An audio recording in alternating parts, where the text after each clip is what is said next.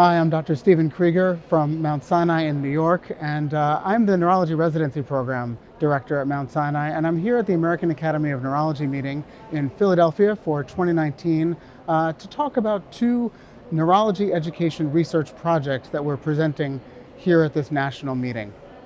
The first one looks at something that I think we all can identify a little bit with, and that is the feeling of the inappropriate consult during residency training. So many of us have had the experience, either ourselves or seeing it in our residents and colleagues, where the phone rings for a consult request and the resident feels that it's wildly inappropriate, a total waste of their time, and why are they being asked this question?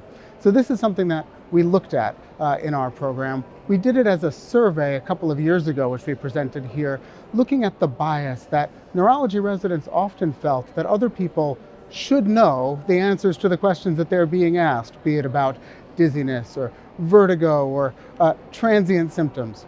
And that feeling that other people should know was a bias that I referred to as the fallacy of thinking that what we know is common sense to other people. It's a failure to recognize our own expertise as neurologists or neurologists in training.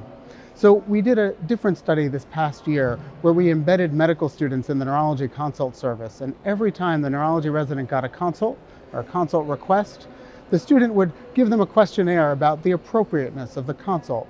How necessary was it? Should the person on the consulting side have been able to take care of the patient without the consult? Things of that nature. And then the student went over to the person who called the consult and asked them all the same questions about consult appropriateness. So we're presenting that here at the American Academy of Neurology, and the finding is that around 35% of the consult requests the neurology residents felt were inappropriate compared to the requesting provider. We looked at this in a variety of ways, including when the service was busy. Did that inform the perception of inappropriateness? It did not. We looked at who was calling the consult. It almost didn't seem to matter whether it was an intern or an attending calling the consult, but there was a discordance in the perception of appropriateness amongst these consults. Interestingly, we also found that some of the consults, the neurology residents thought were more appropriate than the person calling it, which also reflects the fact that people in different fields don't really know what the other field does. So there is a need for better interdisciplinary communication between neurologists and neurology residents and other fields to better understand what it is that neurology residents and neurologists in general bring to the care of our shared patients. We also looked at the feeling of medico-legal reasons for these inappropriate consults, and we're presenting that here as a separate poster about the medico-legal drivers of consultation requests. So that's one education research project from Mount Sinai that we're presenting here at the American Academy of Neurology. The second neurology education research project that we're presenting here at the American Academy of Neurology looks at the clinical acumen of the junior neurology resident.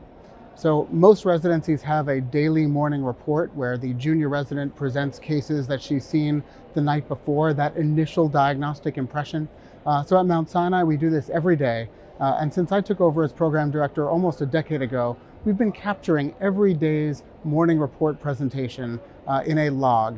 And a week later, after that presentation, we closed the loop on those cases to see whether the resident's impression was accurate, partially accurate, or wrong. It's been a really great way of sort of focused education and learning from our mistakes. But we've captured all of those cases in a log and in a database. And at this meeting of the American Academy of Neurology, we're presenting the data from 1,301 cases presented in morning report to look at junior resident diagnostic accuracy. And our top line finding was our junior residents are right about their initial diagnostic impression 64% of the time. They're partially accurate around 5% of the time, and in 31% of the cases we felt that the junior resident's initial diagnosis was wrong. Now that gives us opportunities to look at those errors, to try to figure out when a neurology resident is wrong about their impression, why? And where in the diagnostic process do they make that error? So we broke those errors out into sort of egregious errors where they failed to recognize neurologic disease altogether, modest errors where they mistook, let's say, a central from a peripheral nervous system condition, or sort of more subtle errors where their localization was correct, but their etiology was wrong.